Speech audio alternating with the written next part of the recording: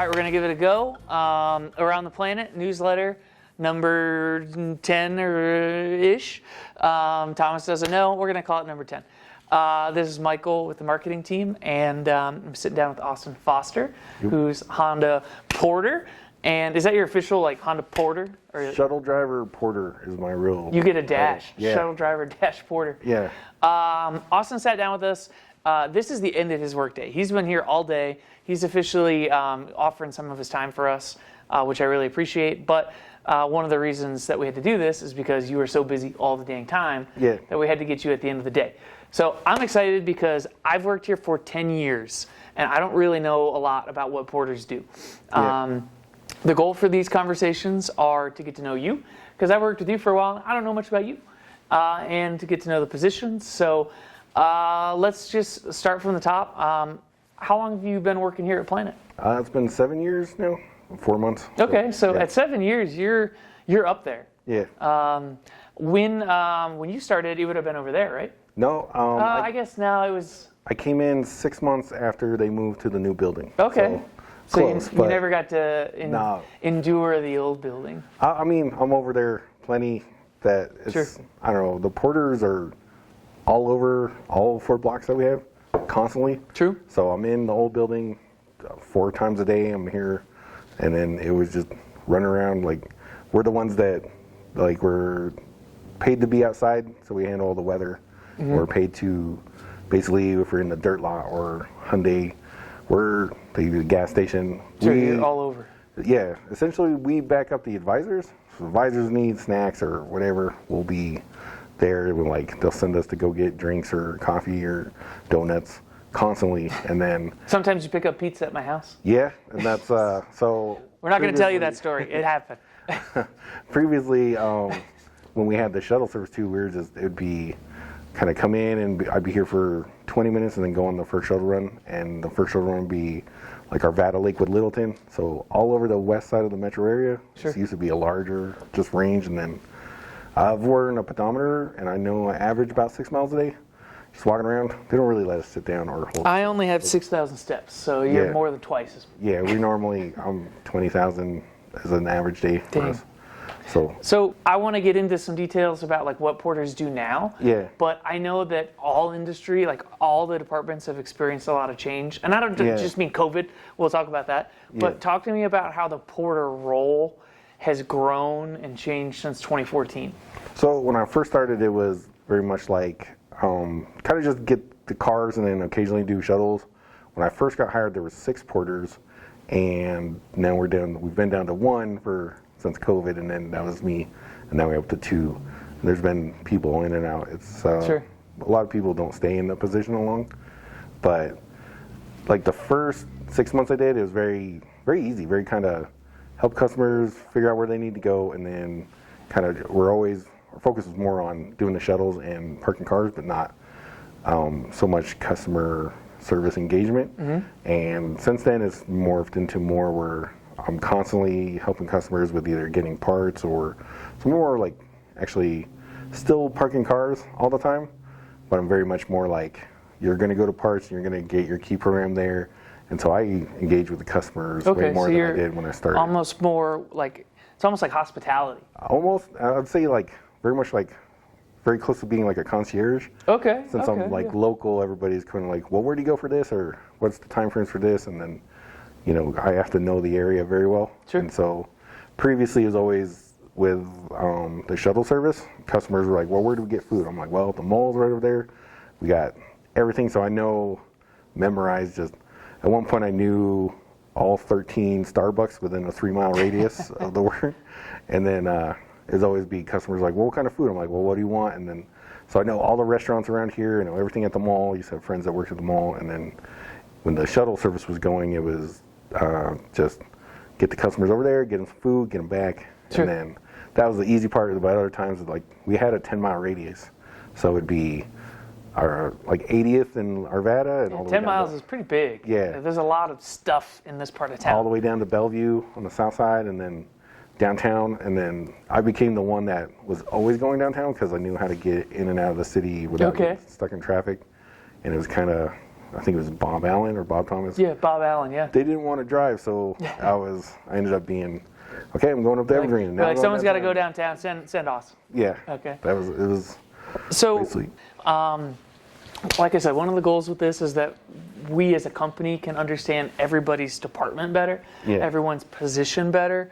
And I have this open-ended question that there's not always an obvious answer. So I'm not looking for a particular answer. Okay. But what would you say, if I said, Austin, what's something that Planet, like not as the corporation, but all of the people, Yeah. what's something we all could do in general that would make it easier for you to be a success? What are big things, little things that we could do to help you be successful and your team? My thing is mostly like we'll try and set up like no parking zones, and that would be one of the main things where, because I'm constantly moving cars that are in areas where they're not supposed to be or they're in the way. So like, and most of the time people are pretty good about following it because our main rule is to keep the main back area clear. But like it'll be like when you come out of the car wash, there's always people parked right there. Yes. And those are the two spots where that 18-wheeler can't get by. Don't park next to the car wash. Yeah, and that's basically like that is one of the biggest things that would be, because that's literally like they're the main problems that always spring up. We got to move these cars to get these trucks. And just so I visually get it, those are the ones that kind of park, that kind of extend the like they're on the edges of the exit, right? Yeah. Yeah, I know what you're Basically, You know who you are. Yeah, and so it's always like, who put these cars here? And then I'm constantly driving around. And the semi goes that, so that's where the nose of the semi has to be to back in, right? Yeah, generally, because we also we're running our parking so much that the semi he doesn't have to use the loading dock unless it's something really heavy. So he can kind of come in and just use the doorway. But it's especially if it's snowy, there's like the one that's on the exit of the car wash, and then those two spots. I'm constantly moving cars out of there to get, and I guess it gets crowded when there's the 18-wheeler and then two parts trucks and a battery truck, and That sounds crowded. yeah. So, and then the managers will be like, park all these cars. I'm like, wait 2 minutes. They're like, why? I'm like, we got 4 trucks back there. 2 minutes from now, it'll be a different situation. Sure. So let's be mindful of where we park. If it says don't park here, please don't park here. Yeah. And if possible, don't park on the edges of the exit of the car wash. That's the main spot. Yeah. Easy. We can do that. I'd love to talk about you a little bit. Yeah. You are, because of the nature of who you are, you're always on the go. This is, in the 7 years we've worked together, the longest conversation I've ever had. Oh, yeah. Which I'm sure is how everyone feels, because you're Yeah. on the go. What's Austin like out of work? What do you do for fun? What are some of your hobbies? So my main hobby I'm a digital art major out of Metro. Cool. And so Metro grad over there. yeah, cool.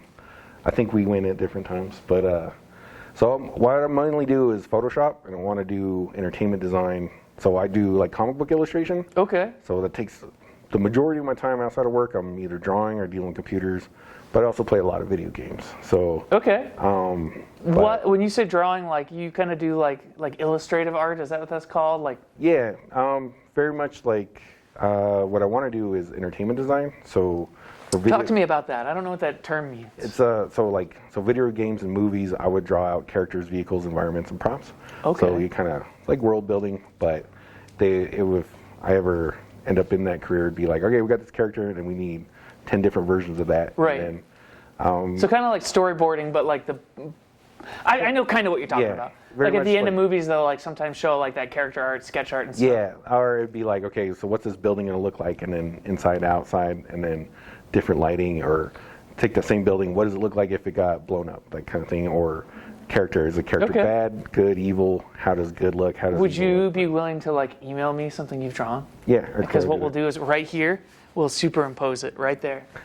Yeah. That's dope, man. I didn't know that. Yeah, and then I've recently been learning 3D modeling and animation, so it's not easy. But Dang. so working on getting better, and then I've applied at Disney a couple times, and applied at I applied at all the top companies: Disney, Pixar, DreamWorks, Blue Sky. Sure. But you don't ever hear from them, and it's really, you have to kind of ladder step way up. Sure, you got to find like a smaller Can't like go production straight studio. to the top. Yeah, so like indie games but I've applied at Disney like 3 times and applied at ILM. And Disney's really nice with like their letters. They're like keep going, but we decided to go a different route.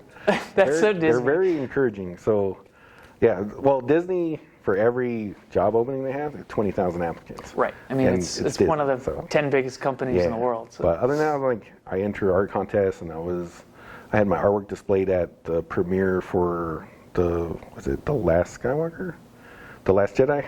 Yeah. Sure. So it was a contest. I don't know. It might have been me and a bunch of kids, but That's awesome. They had these screens during the premiere, and my artwork was shown on that. So. My cousin is a graphic designer. He works for a shoe company, kind of like Runner's Roost out here. It's called Fleet Feet out in the East Coast. Yeah. Same deal.